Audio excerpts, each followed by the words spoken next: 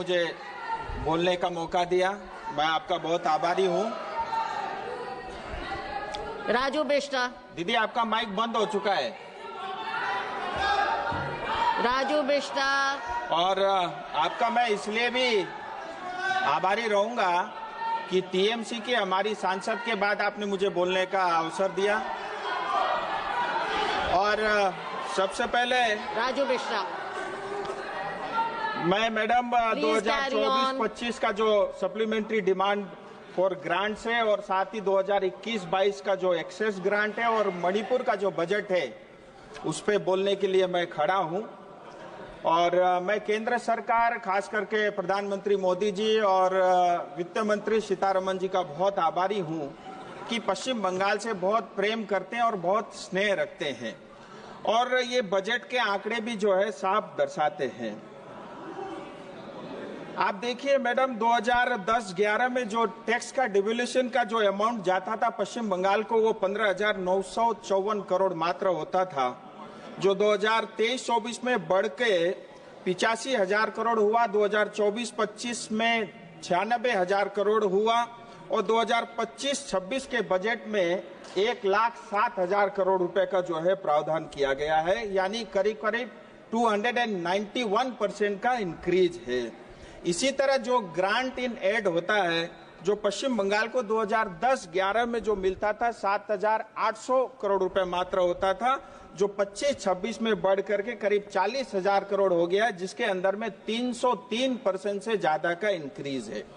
मैं आभारी हूं केंद्र सरकार का, लेकिन मुझे ये बताते हुए तकलीफ भी है कि जो केंद्र सरकार पैसा जो है पश्चिम बंगाल की 10 करोड़ जनता को भेजती है, वो पैसा जनता तक नहीं पहुंचता, क्योंकि हमको जो मुख्यमंत्री मिली है वो एक जादूगर है और जादूगर मुख्यमंत्री पश्चिम बंगाल को मिला है। इसकी वजह से ये लाखों करोड़ रुपया जो है जनता तक नहीं पहुंचता।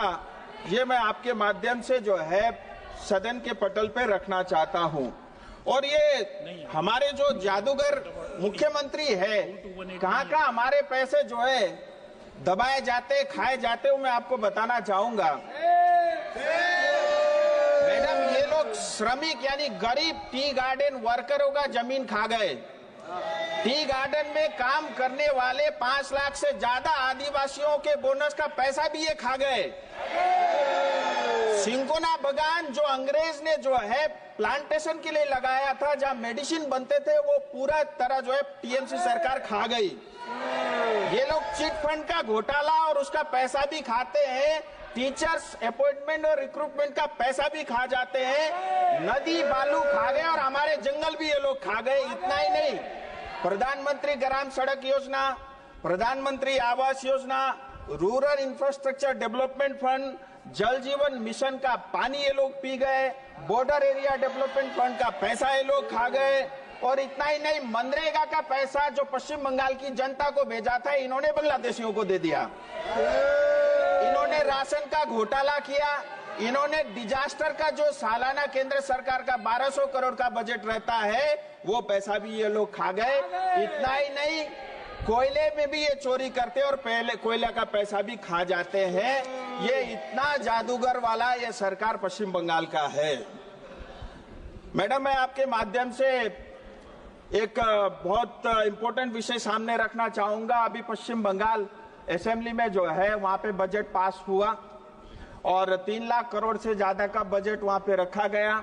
लेकिन उसी बजट में एक घोषणा हुई टी गार्डन को लेकर के कि जो टी गार्डन की जो वर्करों की जमीन है, उसको 30% जमीन जो है नॉन टी पर्पस के लिए और टी टूरिज्म के लिए डाइवर्ट करने का प्रावधान रखा ममता दीदी की सरकार ने। मैं इसका पूरी तरह विरोध करता हूं और तमाम दार्जिलिंग तराई डूवर्स की जनता इसका विरोध करती है।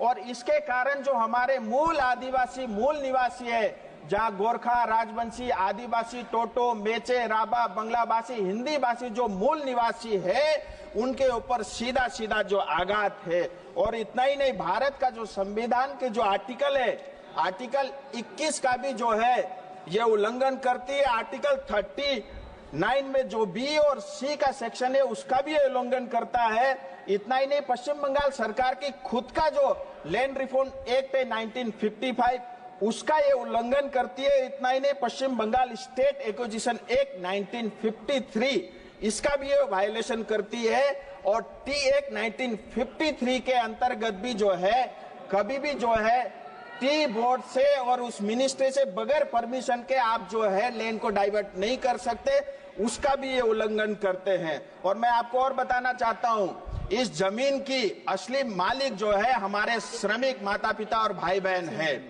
मैं आपको इतिहास में लेके जाना चाहूंगा। दार्जिलिंग तराई डूवर्स का क्षेत्र जो है 1861 से लेकर के 1870 तक ये रेगुलेटेड एरिया होता था। 1870 से लेकर 74 तक ये नॉन रेगुलेटेड एरिया होता था।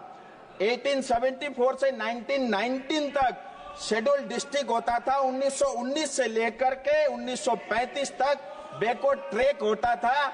और 1935 से लेकर के 1947 यानी आजादी के समय तक पार्शली एक्सक्लूडेड एरिया होता था।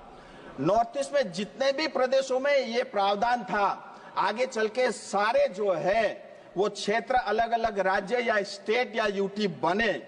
लेकिन 1954 एब्जॉर्ब एरिया एक्ट के अंतर्गत जो है हमें पश्चिम बंगाल का हिस्सा बनाया गया। मैं इतिहास में मैडम को जरूर बताना चाहूंगा कि इतिहास की जानकारी रखे।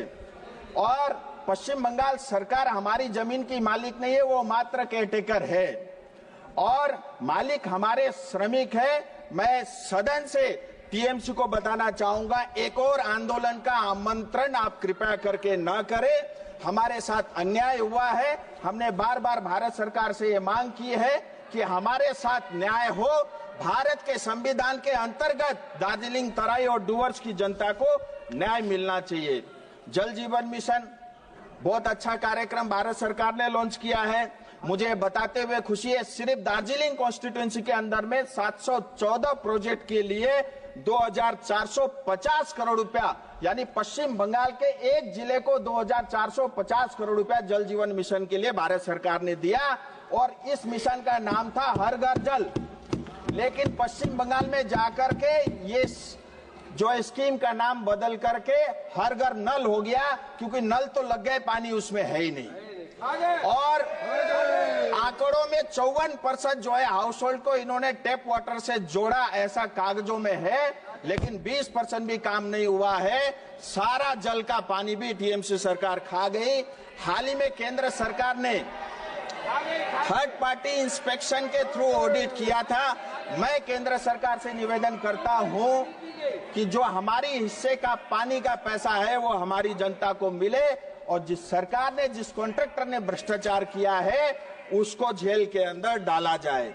अमृत 2 यानी अमृत 1 के बाद अमृत 2 स्कीम के अंतर्गत जो शहरी क्षेत्र है या म्युनिसिपैलिटी एरिया है, दार्जिलिंग, कालिम्पोंग, करसंग, मिरिक और सिलीगुड़ी म्युनिसिपैलिटी और कॉरपोरेशन को जो है भारत सरकार की तरफ से 2000 करोड़ रुपए से ज्यादा का पैसा मिला।